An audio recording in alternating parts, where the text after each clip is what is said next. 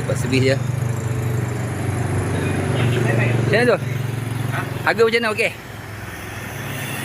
Kalau semi 1.4 Kan? 60 lah. Ya. Tengok Ricky harga sama tak dengan Malaysia. Harga minyak ni semi ya. 390. Ni mahal sikit. Ni apa? Ni fully ke apa ni? Puli. Fully nak 90. So this one or this one? This one. Awak. Kencing je meh. Itu. Itu. Tu. Okey. Gear oil. Oh, okey, gear oil 2. Okey.